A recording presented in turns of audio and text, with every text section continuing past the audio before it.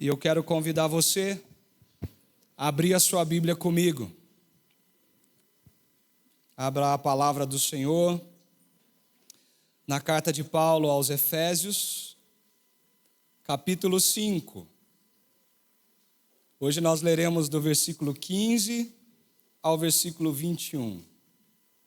Abra a sua Bíblia, deixa ela aberta aí, para que você tenha como revisitá-la durante essa mensagem, absorvendo dela o máximo daquilo que o Senhor tem para nos dizer e daquilo que o Senhor tem para fazer nas nossas vidas.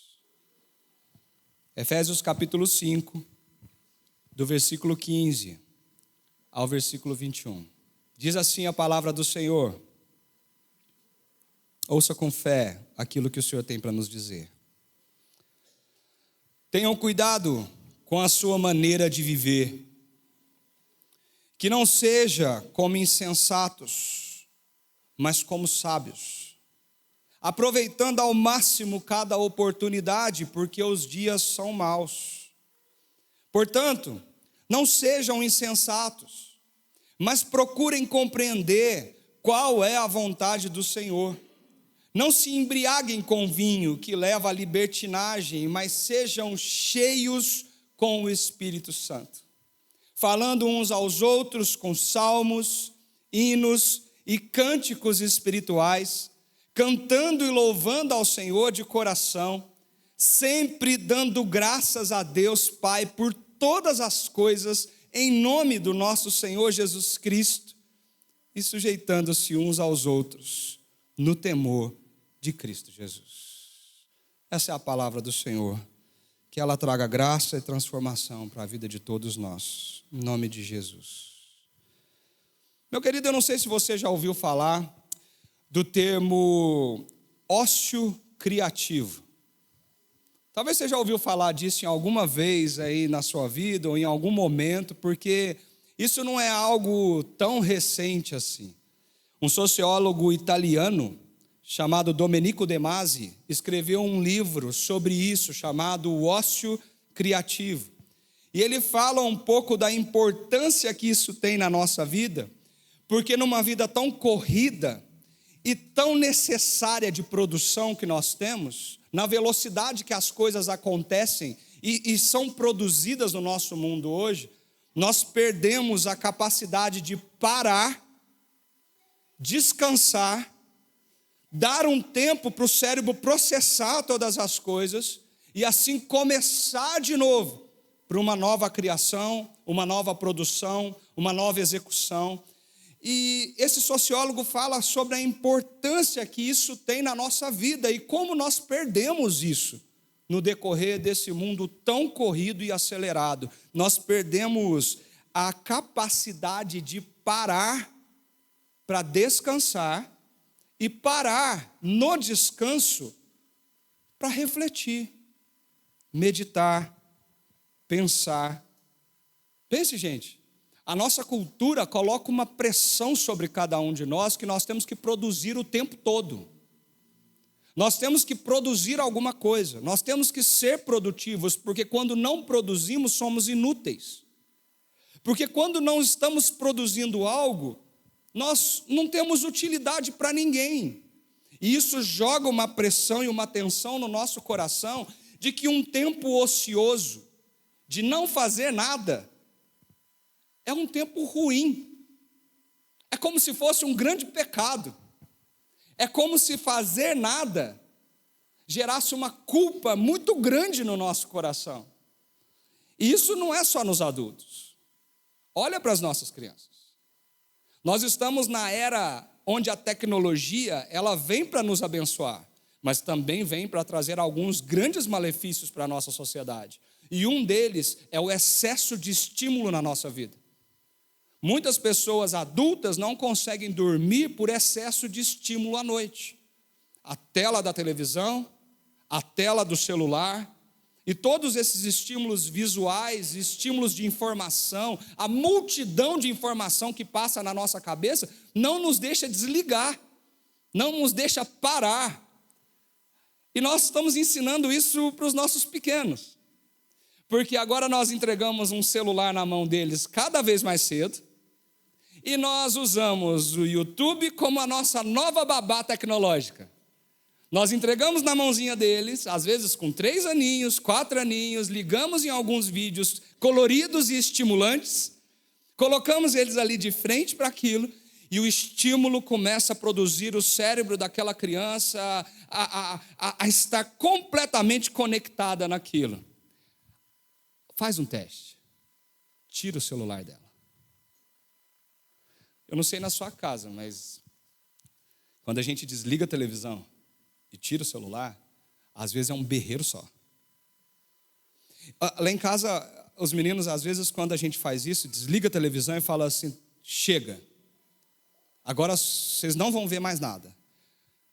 Eles entram num estado de ansiedade, que às vezes chegam para a gente e falam assim, eu não tenho nada para fazer. E entra numa crise dentro de si, tipo assim, o que eu vou fazer sem a televisão? O que eu vou fazer se eu não estiver assistindo a alguma coisa? A gente acha que isso é sutil, é tranquilo, não é danoso, mas a longo prazo é isso que está criando as pessoas mais ansiosas da Terra, que perderam a capacidade de reflexão, de parar, se desligar, meditar em alguma coisa e pensar. Nós somos os responsáveis por criar a tamanha ansiedade que o nosso mundo enfrenta. O excesso de estímulo, o excesso de informação, tudo isso tirou de nós a capacidade de parar para pensar, parar para refletir.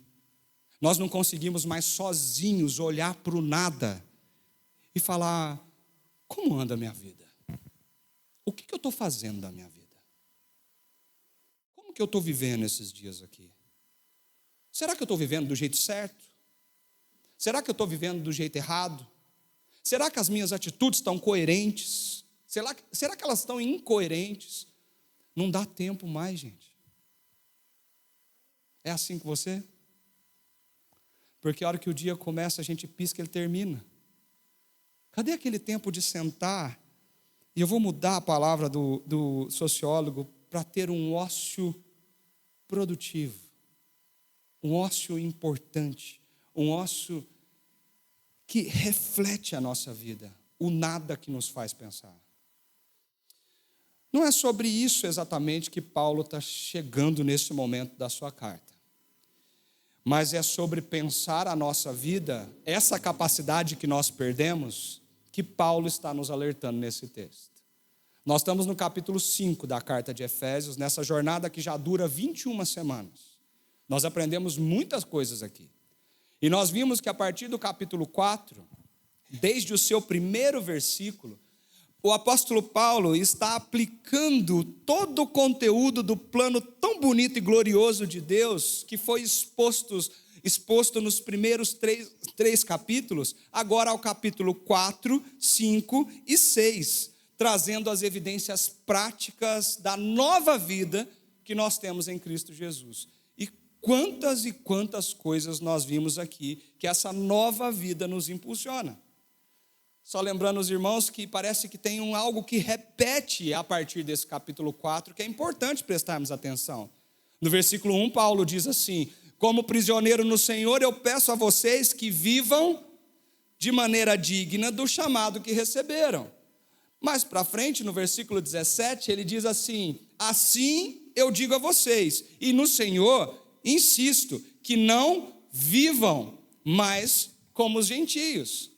No capítulo 5, versículo 1 e 2, portanto, sejam imitadores de Deus como filhos amados e vivam em amor. Vivam em amor como também Cristo nos amou e se entregou por nós. Essas semanas passadas, no versículo 8, nós vimos, vivam como filhos da luz. Percebe que a partir do capítulo 4 dessa carta, Paulo está chamando a nossa atenção para uma coisa. Ele está falando sobre a nossa vida. Ele está dizendo para mim e para você que Cristo nos chamou para uma nova vida. Um novo jeito de viver. uma vida diferente, com uma ética diferente, com um jeito diferente de viver. E Ele está dizendo para mim e para você o tempo todo: para e pensa na sua vida.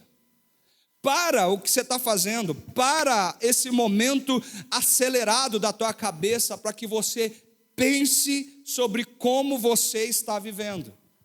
Porque isso é muito necessário. Nós precisamos aprender essa maneira de parar e refletir para aprender a maneira que Deus quer que a gente viva. Nós chegamos no capítulo 15, no versículo 15. E aqui nesse versículo ele começa esse texto dizendo o quê? Tenham cuidado com a sua maneira de viver. Tenham cuidado com a forma com que vocês estão vivendo. Tenham cuidado com o jeito que você está levando a sua vida. Olha para a tua vida, querido. Observe a tua vida. Um dos grandes perigos da nossa era, com a grande tecnologia que nós enfrentamos hoje, é nós entrarmos num movimento de inércia na nossa vida. Nós somos levados pela correria da vida. Nós não percebemos mais as coisas acontecendo.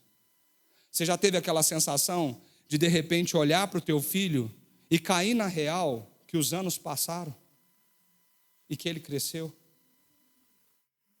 Aquela sensação de que você olha na frente do espelho e você fala assim: nossa, os anos estão passando, eu não sou mais a mesma pessoa. Mas por quê? Porque a gente não vê isso acontecendo e a gente entra nessa inércia. Nós somos carregados, levados. Nós somos levados pela correria da nossa agenda, da nossa vida, dos nossos compromissos. Nós acordamos, dormimos, acordamos, dormimos. No meio disso trabalhamos, a semana passa voando. Gente, nós estamos chegando no fim de agosto. O mês mais lento do ano voou. E a gente está na inércia. Paulo está dizendo: nós precisamos aprender uma coisa com tudo isso. Existe um plano glorioso de Deus sendo aplicado na nossa vida. A obra do Espírito Santo é presente e real em cada um de nós. A cada dia, a cada instante, a cada segundo que você respira, o Espírito Santo está trabalhando no seu caráter. Ele está trabalhando naquilo que você é. Ele está transformando você mais parecido com Jesus. Mas nós precisamos parar para olhar o que tudo isso que ele está fazendo, o que está acontecendo conosco. Numa outra tradução, esse versículo 15 e 16 fica assim: portanto, tenham cuidado com a maneira como vocês vivem, e vivam, não como tolos, mas como sábios, aproveitando bem o tempo, porque os dias são maus. É muito interessante porque Paulo começa aqui com uma partícula de conclusão. Dá para perceber isso? A primeira palavra aqui é portanto. Ele está concluindo alguma coisa. Ele está concluindo o quê? Ele está concluindo aquilo que ele falou anteriormente, aquilo que nós falamos na semana passada. Nós falamos sobre essa maneira de sermos luz e vivermos como filhos da luz. Nós falamos como a nossa luz deve brilhar como igreja, onde nós estivermos. As nossas vidas, o nosso testemunho, as nossas palavras devem produzir e transmitir a verdade, a justiça, a bondade e o amor de Deus. Aquilo que você faz no seu trabalho, aquilo que você faz quando convive com amigos, toda a sua vida foi escolhida para transmitir a boa luz de Cristo no mundo caótico e de trevas. Agora Paulo falou tudo isso para nós e ele está concluindo. E ele chega: então, se vocês entenderam tudo isso, portanto, vocês precisam fazer um movimento muito, muito importante na vida de vocês. Ele diz: tenham cuidado com a maneira como vocês vivem. Para brilhar essa luz, para emitir a luz de Jesus, para dar testemunho, para ser um testemunho de Jesus, para você abençoar pessoas e transmitir o evangelho com o que você é e com o que você faz, você precisa parar e pensar um pouquinho na tua vida. Ele diz, a gente não pode ser tolo. Nós não podemos viver como pessoas tolas, ou seja, sem sabedorias. Mas nós precisamos viver como sábios nesse mundo. Nós devemos viver a sabedoria que Deus nos dá para entender essa vida. Mas a pergunta que surge aqui é, como, pastor? Como parar? O que refletir? Como viver esses dias caóticos da nossa vida com a sabedoria de Deus? Primeiramente, Paulo nos mostra duas coisas que nós necessitamos fazer constantemente na nossa vida. Ele diz no versículo 16, aproveitando bem o tempo, porque os dias são maus. E ele diz no versículo 17, não sejam insensatos, mas procurem compreender qual é a vontade do Senhor. Vamos voltar, vamos refletir com calma isso e perceber o quanto é importante o que Paulo está tentando nos mostrar aqui. Ele começa com essa advertência, preste atenção na sua vida. Versículo 15, tenham cuidado com a sua maneira de viver. Eu acho esse versículo fantástico, queridos. Eu acho isso tão bonito, porque Paulo está nos orientando a um cuidado que às vezes a gente não tem. E é bem simples a gente olhar e perceber que a gente nem sempre tem o cuidado com a nossa vida. Ele está falando de alguém que observa, alguém que presta atenção, alguém que está atento, alguém que está sóbrio, alguém que olha para o que está acontecendo à sua volta e tenta interpretar o que está acontecendo à sua volta para não sair do lugar onde deveria estar, para não perder o caminho, para não se perder no meio deste caminho. Paulo está usando palavras e expressões aqui que lembram a sobriedade de alguém alerta, atento. Ele está dizendo, tenha cuidado para vigiar, guardar, proteger, cuidar da forma como nós vivemos, e isso exige de nós um tempo para parar e examinar, refletir, pensar, observar, prestar atenção nas palavras que nós estamos usando, na forma como estamos conduzindo as coisas em casa, na maneira como tratamos os nossos filhos, na maneira como nós nos portamos no nosso trabalho, na forma como nós somos simpáticos ou antipáticos com as pessoas com que nós não conhecemos. Paulo está dizendo, preste atenção em você. É curioso porque a gente fala tanto para a gente se esvaziar de nós mesmos, mas o sentido aqui é que nós precisamos olhar para o que Deus está fazendo e cuidar daquilo que nós estamos fazendo diante do que Deus está fazendo. A construção dessa frase no original é interessante porque tem uma ênfase no grego aqui, muito legal, porque ele repete a mesma palavra para dar ênfase. Se a gente fosse traduzir de uma forma mais literal, ele estaria escrevendo assim, tome cuidado cuidadosamente com a forma com que você anda. Ele repete isso, em algumas traduções até surge a palavra, cuidado, tome cuidado prudentemente com a forma que você anda. E andar com prudência é andar sob critérios. Viver prudentemente é não viver distraído de forma que você se perca no meio do caminho. Eu sei que tem pessoas que têm algumas dificuldades de atenção, de foco. Eu sei disso. Hoje tem diagnósticos sérios sobre isso.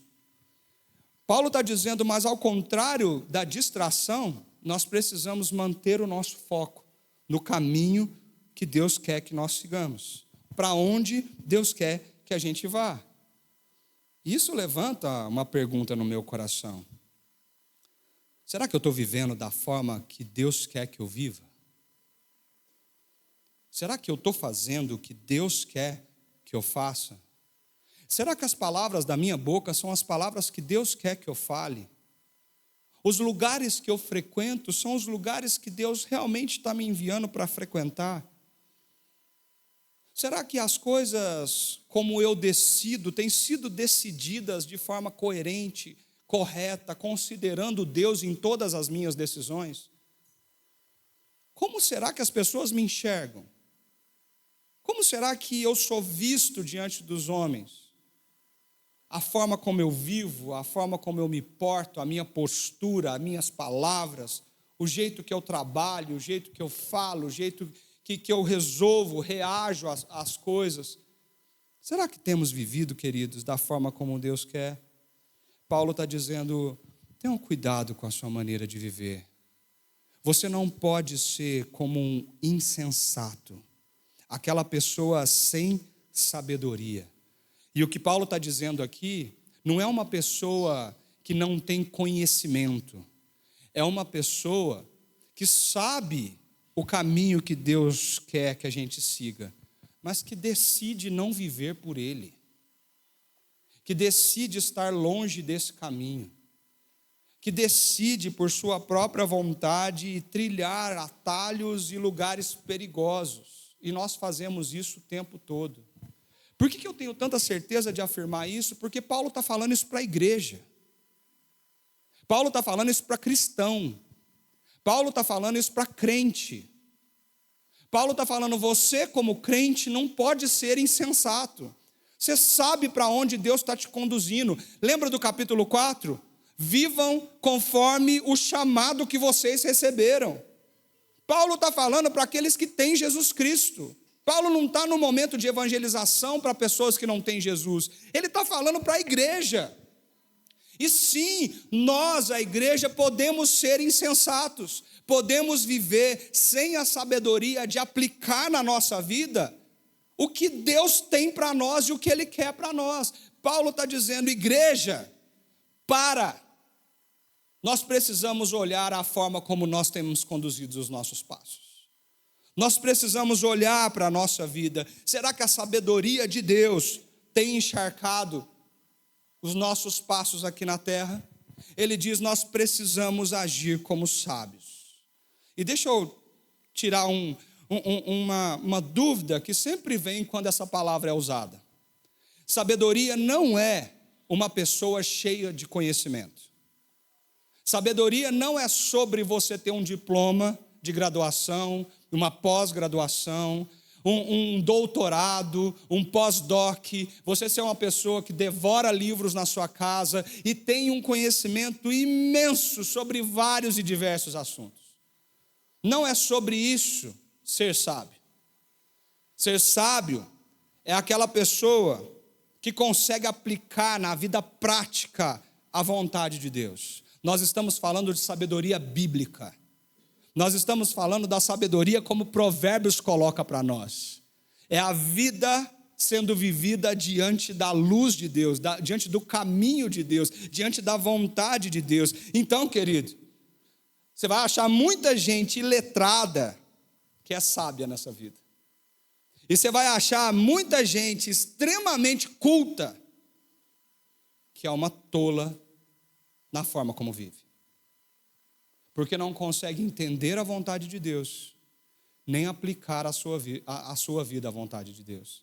Paulo está dizendo, nós não podemos viver sem isso. O provérbio diz que o princípio da sabedoria é o temor do Senhor. Nós conseguimos olhar para a nossa vida e ler a nossa vida de acordo com esse temor, sobre o reconhecimento de quem é rei, de quem é Deus, de quem Ele é na nossa vida e em tudo que nós vivemos. E diante disso Paulo fala como? Como nós vamos viver então a vida como sábios, não como insensatos, olhando para ela e refletindo sobre a nossa maneira de viver? A primeira coisa que ele nos instrui está aí no versículo 16. E aparece essa expressão, remindo o tempo. Não no texto que a gente leu. Vamos ler de novo esse versículo? Aproveitando ao máximo cada oportunidade, porque os dias são maus. Quando a gente olha essa tradução da NVI, que é a tradução que a gente usa comumente aqui na igreja, nós olhamos para essa expressão e essa expressão pode ser muito mal interpretada. Aproveitar ao máximo cada oportunidade nos dá aquela sensação meio workaholic de ser. Aquele negócio de tipo assim, você não pode deixar isso passar. Você tem que trabalhar, você tem que produzir, você não pode parar, você tem que fazer alguma coisa. Aproveita seu tempo, aproveita a sua vida, aproveita. E tem gente que leva isso para um outro extremo ainda mais perigoso. Você precisa aproveitar a vida. Aproveita, não desperdiça a sua vida. Em certo sentido, sim, Paulo está dizendo, aproveite a sua vida, não desperdice a sua vida. Mas em que sentido ele está dizendo isso aqui nesse texto? E é por isso que uma outra tradução que eu gosto mais, pega esse versículo 16 e traduz assim, remindo o tempo, porque os dias são maus. Por que essa tradução, para mim, é mais coerente para esse texto? Porque essa palavra no grego, ela é uma palavra de expressão muito forte, mas muito conhecida na carta de Efésios. É uma palavra que nós já tratamos aqui em mensagens anteriores. Porque essa palavra remir ou redimir é a palavra que nós já explicamos aqui, que significa você comprar de volta com um preço. É você comprar para si, para que você use aquilo da forma correta. É você pegar o tempo caótico da sua vida e comprar através de Cristo de volta para você, para que você nesse tempo viva o bem e a graça de Deus nele. Por isso que nós podemos dizer que Paulo está falando assim, sabe como você vive como sábio nesse tempo tão estranho que a gente está vivendo? Você precisa aprender a redimir o seu tempo. Você precisa aprender, em outra palavra, a salvar o seu tempo. A trazer o seu tempo para onde ele deveria estar. E essa segunda palavra é importante nessa expressão também. Porque aqui, kairos, a gente não está falando de agenda. Nós não estamos falando de tempo cronológico. Nós não estamos falando que você tem que cuidar da sua agenda para que os bloquinhos coloridos estejam todos no seu lugar. Sim, isso é importante. Mas não é isso que Paulo está dizendo aqui. O tempo kairos, ele está falando das situações que acontecem na nossa vida. E não acontecem muitas situações, gente? Enfermidades vêm e nos pegam de surpresa e de repente a gente é obrigado a parar tudo por causa de uma intercorrência como essa. Às vezes você está bem no trabalho e alguém que está superior a você é demitido e a sua equipe ou seu time vira um caos. A situação de talvez você ser reconhecido como um cristão diante desses atalhos perigosos da mentira, da corrupção, e ali no seu trabalho você começar a ser ignorado, desprezado, perseguido, caluniado, difamado. Por quê? Porque você se posicionou contra isso e disse, não, eu não quero, eu não vivo esse tipo de coisa na minha vida. Situações onde a nossa família se desintegra por uma briga, um filho começa a fazer algumas coisas que são contrárias à vontade do Senhor e a nossa casa entra no caos. Quantas situações nós vivemos, o desemprego bate na nossa porta, nós somos obrigados a olhar para o futuro e entender como nós vamos fazer agora. Situações. Nós não estamos falando aqui de agenda, nós estamos falando de oportunidades, nós estamos falando de situações da vida. E aí que esse versículo fica tão bonito, fica tão lindo ao meu ver, porque Paulo está dizendo, você precisa salvar desse tempo mau, essas situações, para que você brilhe a tua luz nela. Você precisa redimir essas situações do caos, para que você seja testemunho de Cristo no meio delas. Redimir o tempo, ou remir o tempo, querido, tem a ver com você usar das mazelas e das dores e dos sofrimentos, das situações proveitosas da vida e não desperdiçá-las, mas usá-las para que o nome de Cristo brilhe através de você enquanto você vive isso. Isso é redimir o tempo. Isso é aproveitando ao máximo as oportunidades que Deus te dá, porque ao invés de ficar chorando, nós podemos brilhar a luz de Cristo no meio da tristeza e da dor. Quando nós mostramos a nossa confiança em Deus para aquelas pessoas que nem sabem quem são Jesus. Quando as pessoas entendem que no meio da dor e do sofrimento existe uma esperança que está além do nosso dinheiro, além das nossas habilidades, além da nossa capacidade. Quando você mostra que confiar em Jesus Cristo te mantém de pé no meio dos furacões que essa vida nos apresenta. Quando você dá testemunho de fidelidade no meio da perseguição e das tentações no seu trabalho, quando te é oferecido caminhos que você sabe que são errados, e você se mantém fiel e firme e diz: não, eu não negocio a ética do reino, eu não negocio os princípios e valores do reino. São essas as oportunidades que Deus está te dando para brilhar, cristão. O que Paulo está dizendo: você quer viver como sábio nessa vida, independente da tua idade, independente do tanto de conhecimento que você tem. Paulo está dizendo: salve essas oportunidades do caos e brilhe a luz de Cristo no meio delas, com as suas palavras, com as suas atitudes, com a sua postura. Seja cristão no meio dessas oportunidades, seja Cristo ali. Para mim esse verbo é um dos verbos mais bonitos da Bíblia. Redenção é o que Deus fez com a gente. Quando nós estávamos mortos nos nossos delitos e pecados, a Bíblia em Efésios diz que Deus nos tirou desse lugar e nos redimiu do nosso pecado, nos trazendo para um outro reino, que é o reino da luz de Cristo. Paulo está te chamando, querido, minha querida, Igreja de Jesus Cristo, nós precisamos redimir o tempo, porque os dias são maus. Os dias maus aqui parece algo bem óbvio, mas está retratando um período. E que período é esse? Essa expressão aparece em outros lugares na Bíblia, os dias maus. Jesus disse: basta ao seu dia o seu próprio mal. Jesus está se referindo a esse período. Que período é esse? Um período do presente século, um período de trevas e escuridão, como falamos semana passada, um período onde o pecado aumenta, onde provações, tentações, perseguições, que Jesus nos alertou que o amor de muitos se esfriará. Nós estamos falando da última etapa da história deste mundo, dos últimos dias, como apresentado nos evangelhos. O período dos dias maus é o período da primeira vinda de Cristo até a sua segunda vinda, é o nosso tempo. Paulo está dizendo: nós precisamos salvar as oportunidades para brilhar a luz de Cristo, porque esses dias, esse tempo que nós estamos vivendo, ele está imerso no pecado, no sofrimento e na dor, de uma forma densa e intensa. Você tem dúvida disso? Olha a sua volta. Olha o que está acontecendo com esse mundo.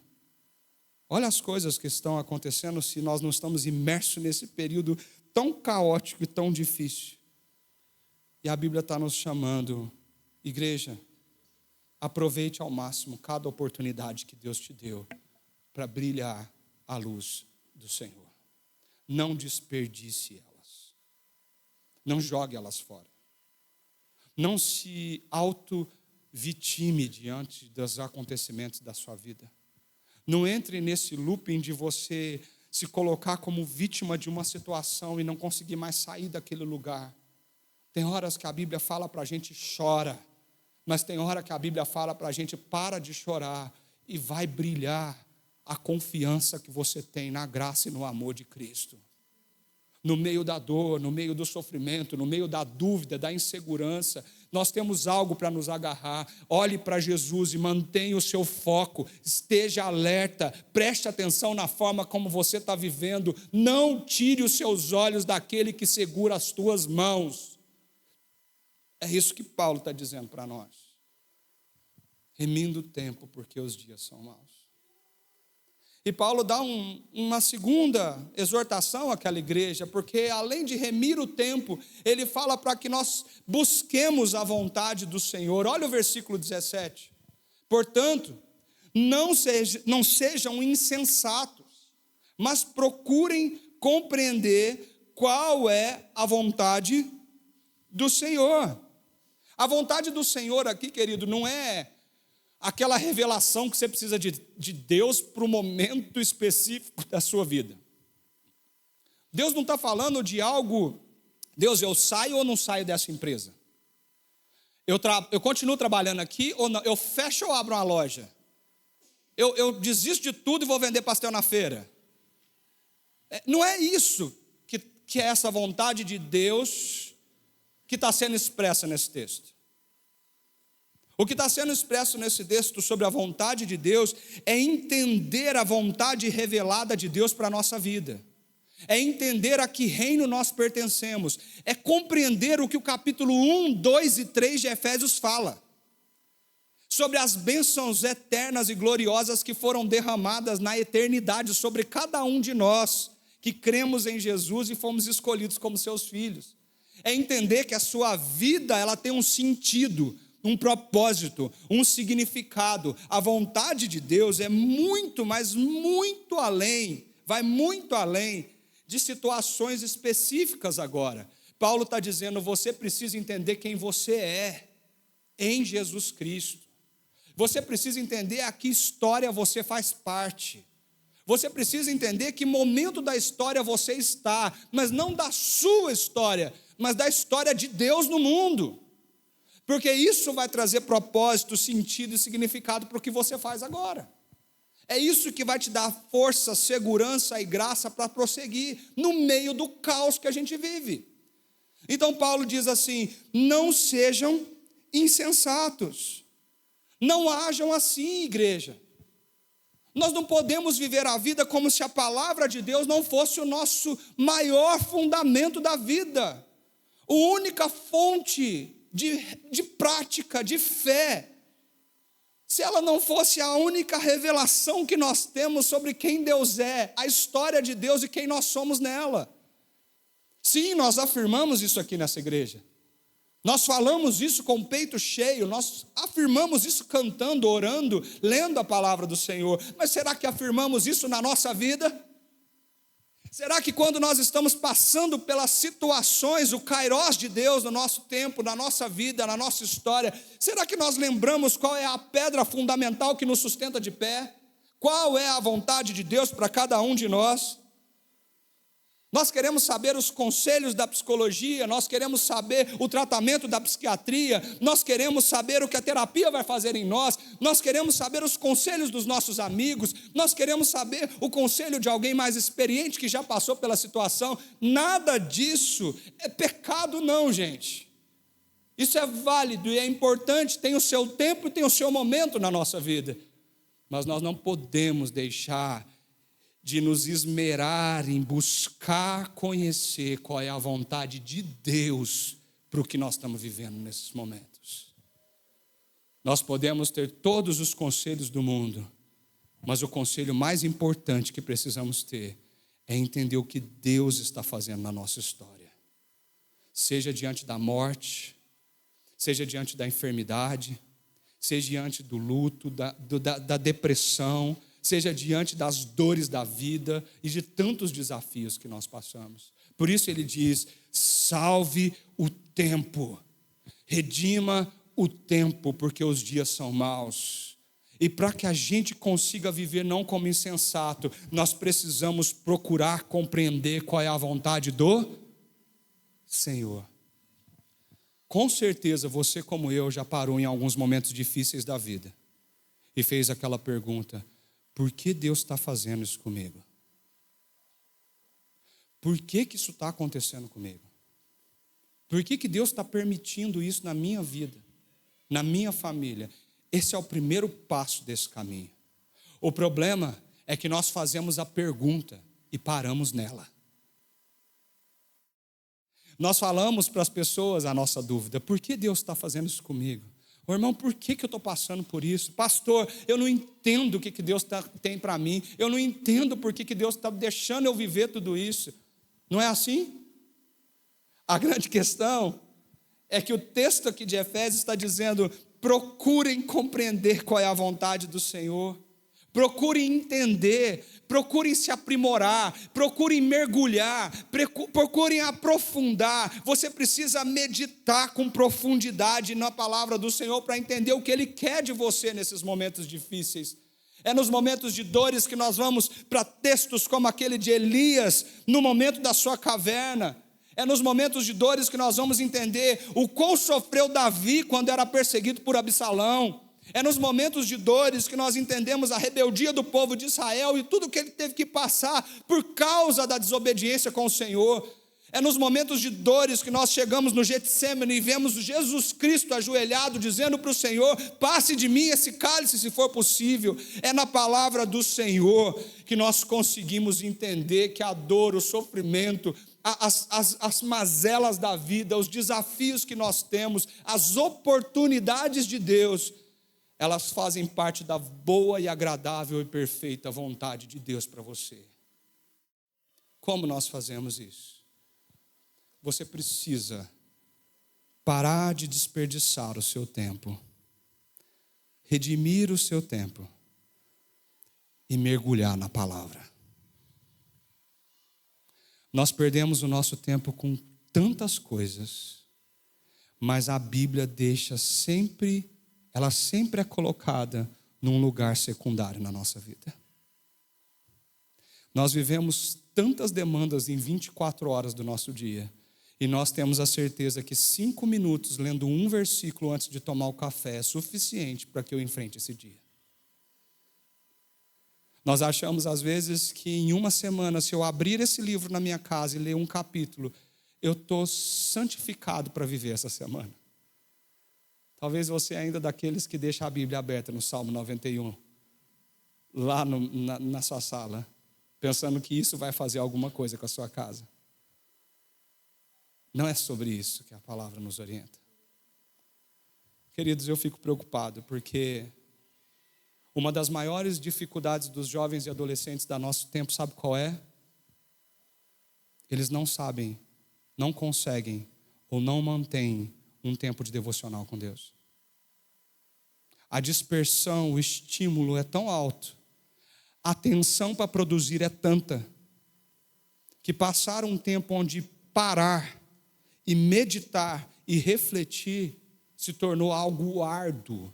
E não é uma, 2 ou 3 vezes que nós pastores escutamos: pastor, eu não consigo.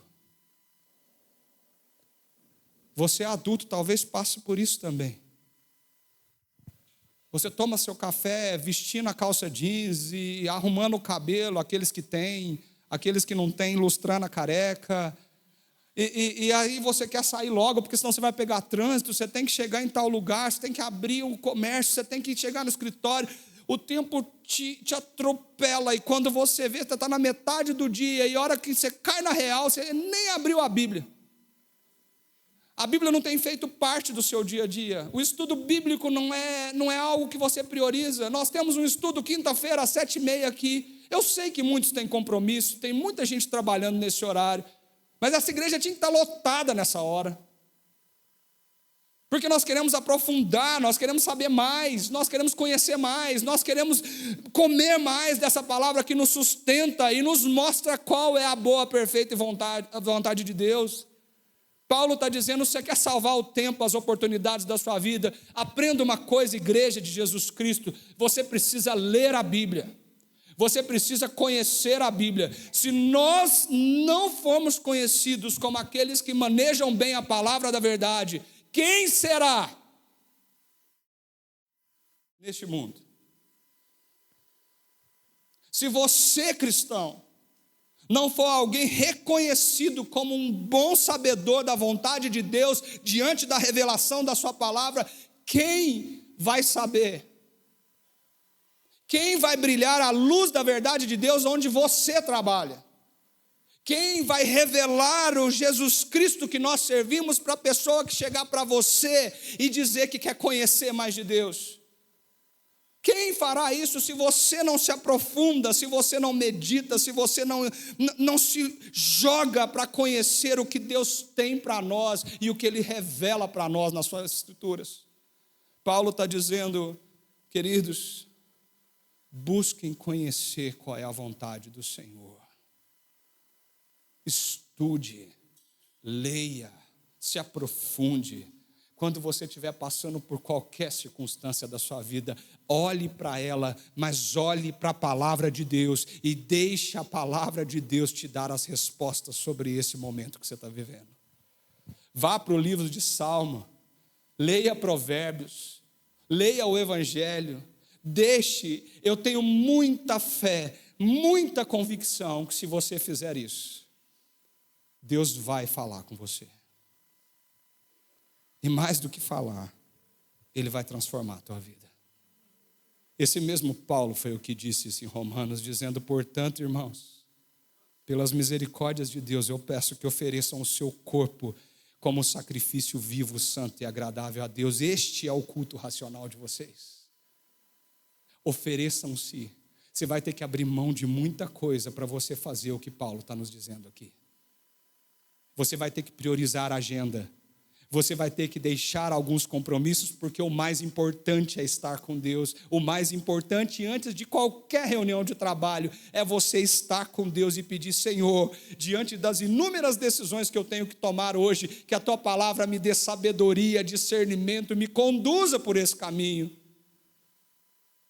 Paulo continua: e não vivam conforme os padrões desse mundo, mas deixe que Deus os transforme pela renovação da mente. Deixa Deus falar com você, transformando a sua mente na medida que você lê a palavra dele. Sem ler a palavra dele, como a sua mente será transformada? Porque é a própria Bíblia que diz que a fé vem pelo ouvir a palavra de Deus.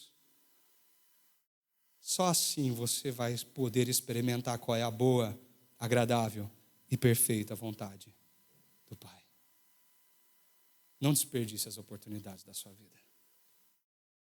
Deus te chamou essa manhã para que você redima o seu tempo. Para que você salve o seu tempo, salve essas oportunidades e seja luz enquanto você vive os desafios que Deus apresenta para você. E Ele diz assim: sejam cheios do Espírito Santo. Sejam cheios do Espírito Santo. Olha o que está escrito no versículo 18. Eu vou pedir para um dos meus irmãos diáconos ligar o ar-condicionado aqui, senão eu vou derreter e descer pelo púlpito daqui a pouco. Versículo 18 diz assim: não se embriaguem com vinho, que leva à libertinagem, mas sejam cheios com o Espírito. Queridos, curioso, porque Paulo faz um paralelo intrigante aqui, né? Por que Paulo, para falar sobre ser cheio do Espírito, ele primeiro falou sobre embriagar com vinho? E parece que ficou deslocado essa frase aqui. Ele está dizendo: salve o seu tempo e as oportunidades. Para isso você precisa entender qual é a vontade do Senhor. Mas uma das coisas mais essenciais nesse processo é você ser cheio do Espírito Santo. E para você entender o que é ser cheio do Espírito Santo, você tem que entender que você não pode ser embriagado com vinho. Meu Deus, onde Paulo foi? Quando essas expressões fortes aparecem na palavra do Senhor, é porque um paralelo está sendo formado para que a gente entenda o conceito que está sendo aplicado. E de alguma maneira, se encher de vinho, ou é igual, ou é muito diferente do se encher do Espírito. E é por isso que Paulo fala: isso é ser cheio de vinho, isso é ser cheio do Espírito. Ele diz: não seja cheio de vinho, embriagado com vinho, mas sejam cheios do Espírito. A comparação, o paralelo é para que a gente possa entender. E não é tão difícil da gente entender assim. Uma vida cheia de vinho, embriagado pelo vinho, pelo álcool, é uma vida de excessos. A embriaguez traz desperdício. Perceba que tem um conceito de desperdício permeando todo o texto.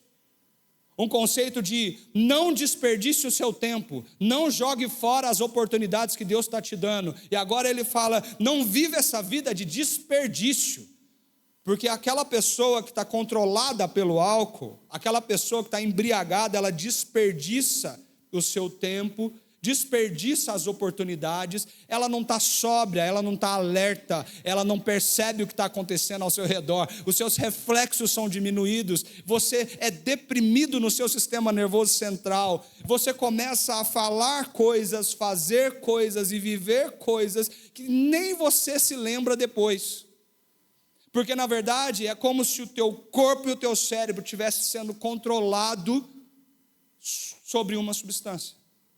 A embriaguez é isso. A igreja conhecia muito bem isso, porque Éfeso era uma cidade onde isso era muito, muito forte. Tinha várias festas destinadas exclusivamente ao vinho naquela cidade.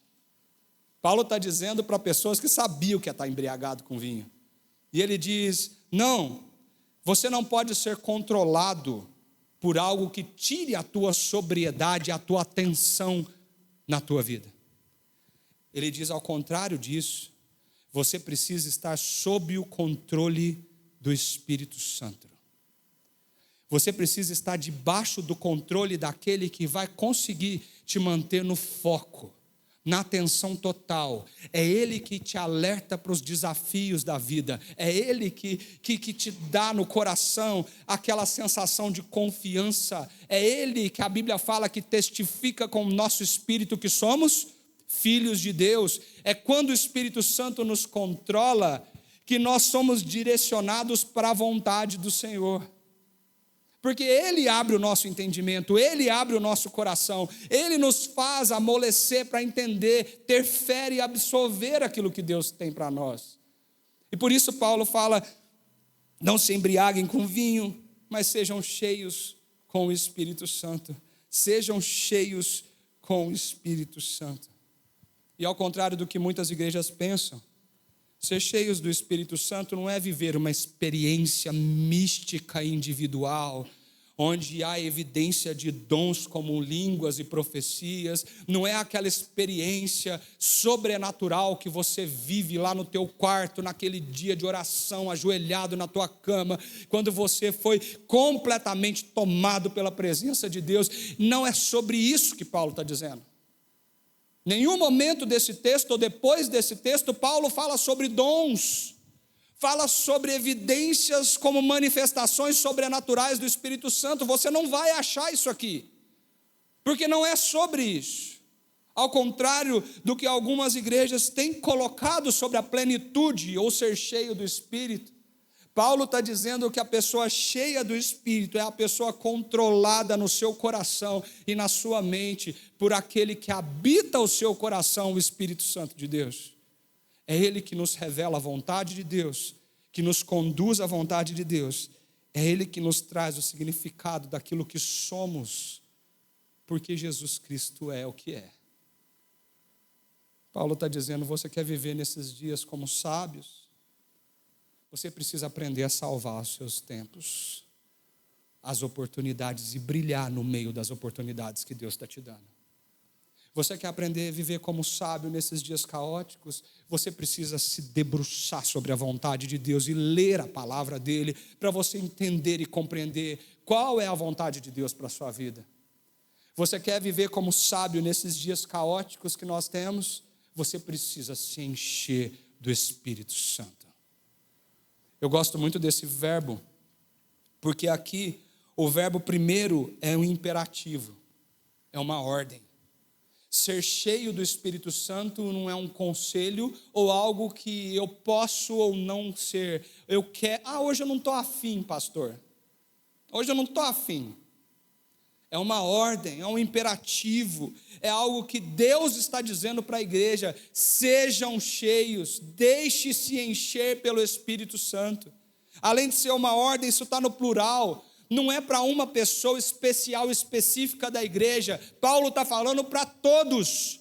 Igreja Presbiteriana de Itatiba, Deus está dizendo: sejam cheios do Espírito Santo de Deus. Esse verbo está na voz passiva, Porque quem nos enche é o Espírito, mas em certa medida nós temos responsabilidade nisso. Porque ele está dizendo, se deixe encher pelo Espírito. Você precisa fazer isso acontecer na sua vida. E esse verbo é presente contínuo. Não é um dia, não é uma ocasião, não é uma experiência mística de um culto, não é uma oportunidade que você teve naquele congresso que você foi, não é aquele momento de oração com a irmãzinha que pôs a mão na sua cabeça, não é isso. É presente contínuo porque é todo dia, o tempo todo. É estar sóbrio para deixar que o Espírito Santo nos encha e controle completamente a nossa vida.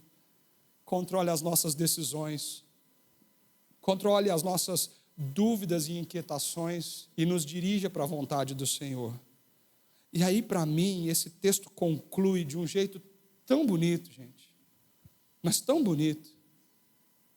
Porque quando a gente lê o restante desse texto, do versículo 19 ao versículo 21, presta atenção como nós somos cheios do Espírito Santo. Igreja, em nome de Jesus, presta atenção nisso. O texto diz assim, sejam cheios do Espírito. Como?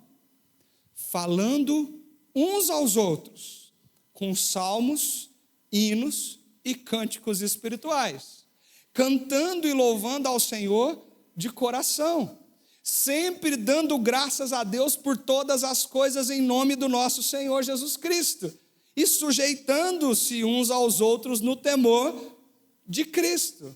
Como? Como nós podemos ser cheios do Espírito Santo? Não fica claro aqui para a gente? A primeira evidência, o resultado, o caminho dessa plenitude do Espírito é a comunhão. É a comunhão mais gostosa, mais profunda que nós podemos ter aqui juntos. O convívio entre os irmãos. Paulo está falando para a igreja. Paulo está dizendo, continuem continuamente falando uns com os outros daquilo que Deus tem feito na tua vida. À medida que você senta, toma um café com alguém e começa a contar as bênçãos que Deus tem derramado sobre você, aquilo aquece o coração de quem está ouvindo. Quando você senta para contar como que Deus alcançou a sua vida e fez aquele mundo vazio se tornar num mundo real, ou num mundo onde a vontade de Deus é real para você, aquele que te ouve começa a ter lágrimas nos olhos e começa a perceber que o que Deus está fazendo na história e no mundo é mais real do que parece. Quando você começa a conviver com as pessoas e elas começam a compartilhar os desafios e as dores e as respostas de Deus à oração que você fez, aquilo aquece o coração da igreja. Quando nós estamos juntos, quando conversamos, quando sentamos, compartilhar o pão, a vida, compartilhar a mesa, compartilhar o que temos e o que somos uns com os outros, é um dos melhores e maiores caminhos que Deus criou para que a graça dele seja derramado e o Espírito Santo nos enche em sua plenitude. Quem aqui nunca sentiu o coração aquecendo diante de um testemunho de conversão? Quem nunca aqui chorou diante de um batismo daquela pessoa que odiava a crente e que hoje se rendeu ao coração de Jesus Cristo? Quem aqui não olha para o pão e para o vinho nos sacramentos e olha a realidade da salvação de Jesus a um mero pecador como eu e fala, Senhor, muito obrigado porque eu nunca mereci isso, mas a tua graça veio até mim. Nós vivemos isso quando nós estamos juntos.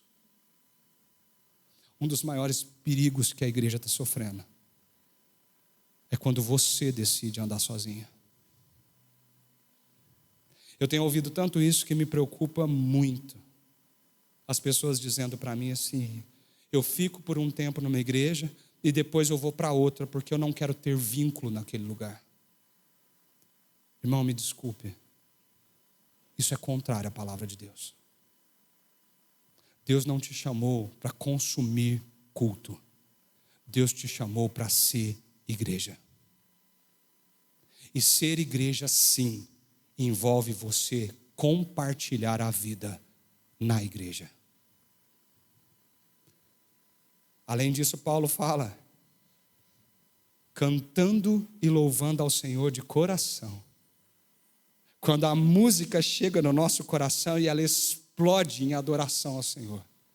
Quando nós cantamos aqui, eu vou levantar as minhas mãos e vou agradecer ao Senhor por quem o Senhor é, pelo que o Senhor fez. As músicas que nós cantamos deveriam levar os nossos corações, os nossos olhos às lágrimas, porque é nelas que nós lembramos os feitos, as bênçãos de Deus sobre as nossas vidas. É cantando junto que nós podemos, como todos os povos, tribos, línguas e nações, diante do trono do Cordeiro, expressar a nossa gratidão e o nosso louvor até que Ele venha. Nós estamos falando de culto, nós estamos falando de adoração. Deus está reunindo um povo para que esse povo o adore em um culto. A evidência da plenitude do Espírito é o que nós fazemos aqui. Quando Deus se derrama sobre nós no momento de culto e de adoração. Por isso que eu insisto tanto, não negocie esse momento na tua vida. Deus te deu 7 dias da semana. Um desses dias nós chamamos de dia do Senhor. Eu fico imaginando Deus reunindo o seu povo. Deus reunindo o seu povo e falando, vamos, agora é o momento de adoração. E você deitado na cama dizendo, não, Senhor, hoje não. Hoje não. Eu sei que o Senhor vai estar lá, semana que vem tem mais, mas hoje não. Queridos, desculpa, mas isso para mim soa como uma atitude de ingratidão tão grande da nossa vida. Quando nós negligenciamos o único momento que Deus nos pede para estar diante dEle como igreja, por qualquer outra coisa na nossa vida. Isso aqui é a prioridade absoluta da nossa semana. Isso aqui é a prioridade absoluta no ensino dos nossos filhos. É um dia, 2 horas que Deus está te pedindo, para que você se renda diante dEle, ouça o que Ele tem para te dizer e adore a Ele com tudo que você é. A não ser que você seja mesmo impedido de estar aqui por uma enfermidade ou qualquer circunstância, esse momento não pode ser negociado na tua agenda. Ela é evidência da plenitude do Espírito em nós. E é aqui que Deus nos enche. Você pode orar na sua casa sozinho. Você pode ter as suas experiências com Deus e isso vai acontecer na medida que você abrir a Bíblia e falar com Ele. Mas é aqui que Deus derrama a sua graça de forma abundante, a presença dEle é real, nós cremos nisso. A Santa Ceia é a evidência mais marcante disso, quando Jesus Cristo, de uma forma presente, especial e mística, está aqui entre nós, ministrando a sua salvação, a sua graça. São os meios de graça que reconhecemos no nosso Evangelho. E isso me faz ir para o próximo versículo que diz, sempre dando graças a Deus Pai, por todas as coisas em nome do nosso Senhor Jesus Cristo. E perceba uma coisa aqui. Porque a gente pode olhar e falar assim, a gratidão é uma expressão da plenitude do Espírito. Sim, mas de que jeito? Ah, pastor, eu sou grato, eu sinto gratidão no meu coração por tudo que Deus fez. A Bíblia não está falando para você ser grato. A Bíblia está dizendo aqui, sempre dando graças a Deus Pai. Nós estamos falando de atitudes de gratidão. É quando a sua vida, e na sua vida, você demonstra a gratidão que você tem para com Deus, através de algumas coisas. Igreja, o dízimo é uma delas. Quando nós fazemos isso que nós fazemos aqui, nós estamos dizendo para o Senhor, eu sou grato pelo sustento que o Senhor tem dado na minha casa. É uma oferta de gratidão ao Senhor. É uma ação de gratidão. Quando você abençoa alguém, quando você faz o bem a alguém, quando você retribui a alguém, quando você tem uma reação de bondade, abraça aquela pessoa, você está expressando a sua gratidão da salvação para aqueles que estão perto de você. E esse texto termina que quando somos cheios do Espírito para vivermos esses dias caóticos como sábios, nós precisamos aprender sobre submissão. Não foi isso que Jesus disse? Quando ele pegou a toalha e aquela bacia, ele disse, eu estou fazendo para que vocês aprendam e façam também. A partir do versículo 21, nós vamos ver que essa palavra começa a ser aplicada em todos os contextos da nossa vida. E ser cheio do Espírito é o caminho que nos leva a ser servos e não senhores. A servir e não querer ser servido. Onde nós podemos viver tudo isso?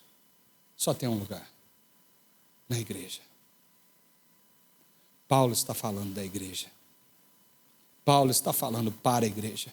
E desde o começo dessa série, eu tenho dito a vocês que esse é um dos tratados teológicos, eclesiológicos, sobre o que Deus espera de mim e de você como igreja.